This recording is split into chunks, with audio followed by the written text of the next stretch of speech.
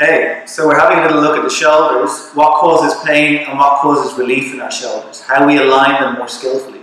So our tendency in the shoulders, in terms of the connective tissue, is that the inner delta, the front of your shoulder, tends to be tighter because we do a lot of front plane movement. And that creates a misalignment of the bones, and then you get nerves trapped and frozen shoulders and all kinds of issues happening. So one thing you've got to look at first, like you would do in building any kind of a structure, is the foundation of the shoulders, and this is your rib cage. And teaching your rib cage how to expand more effortlessly. Because all of us walk around with contracted rib cages, where when we breathe, we're only accessing the front of the ribs and the sides and the back are stuck and dormant. So what we need to begin to do first is breathe into all sides of the ribs. And this is a great little practice to do for 2, 5, 10 minutes. And you just begin to get the circumference of the ribs, the cylinder of the ribs, moving as an integrated system.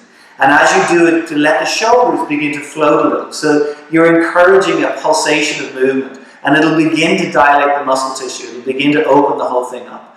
Alternatively, a great practice or way of opening the shoulder up passively is if you use a chair or a sofa, and you take the arm over and you get the armpit right into the back of the chair, and you let the arm rest, externally rotating so the palm can face up as you let it rest. And then the weight of the body can begin to drop down a little.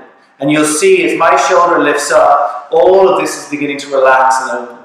So 90 seconds to 2 minutes is usually enough to begin to change the tone of the muscle and begin to free it up. And if you do this as a regular practice, it'll begin to relieve any pain that you might feel there. And then equally, as you're doing that, really breathe into the ribs. Teach your ribs how to release and expand.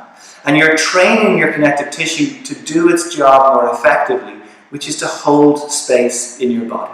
That's its job. Not the bones to support you, it's the connective tissue needs to be focused on and taught how to work as an integrated system on all sides, not just the front of one part. Because we know if we work one side too much, it creates issue, it creates problems for us. So try it out, see how you get on, even this working into the rib cage and expanding and the floating of the shoulders. And if you have any questions or any insights, feel free to let me know.